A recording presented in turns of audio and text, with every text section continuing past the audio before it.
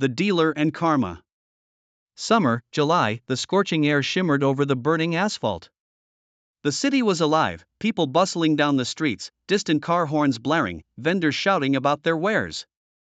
The car market was noisy, thick with the smell of motor oil, hot metal, and dust.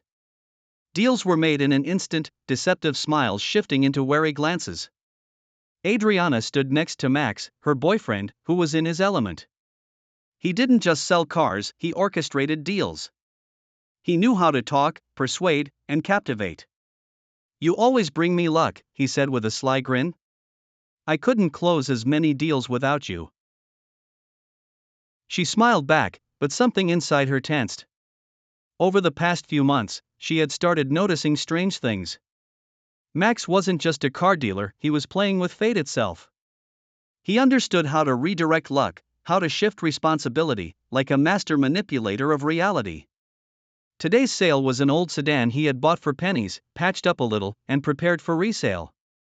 He often said, "It's not about what's inside, it's about the feeling." People don't buy a car, they buy an emotion. And today, that emotion had to come from Adriana. When an elderly man approached them with his son, Adriana immediately felt a weight in her chest. The man was a simple, kind person, clearly inexperienced in cars but eager to gift one to his son. "Looks good," the old man said, tapping the hood. "Oh, it's in great shape, belonged to a young woman, very careful driver," Max lied smoothly, gesturing toward Adriana. "Just look, even she's impressed." He wrapped an arm around her shoulders, pulling her in. The old man glanced at her with warmth and trust. Adriana felt something inside her crack. He believed her. She wanted to say something, but no words came. She simply nodded. The deal was sealed. The next day, a call came. "What do you mean, it broke down?" Max's voice turned sharp. "No, that's not my problem." He hung up and exhaled, irritated. "Remember that old guy?" he smirked, rubbing his temple. "Car died. Repairs more expensive than the car itself."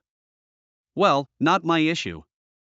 Adriana looked at him, and in that moment, a chilling realization washed over her.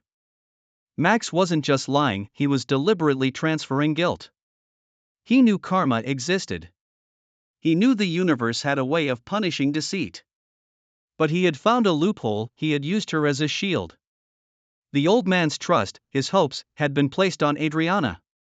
She had become the vessel through which Max's deception took form in the world. She felt the weight settle onto her shoulders.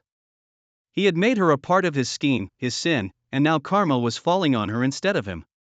He had shifted his cosmic debt onto her, knowing she wouldn't realize it until it was too late. That night, she packed her things and left. Max didn't understand at first. He searched for her, called, texted, convinced she would come back. But fate is a strange thing. A month later, he bought a car that seemed perfect.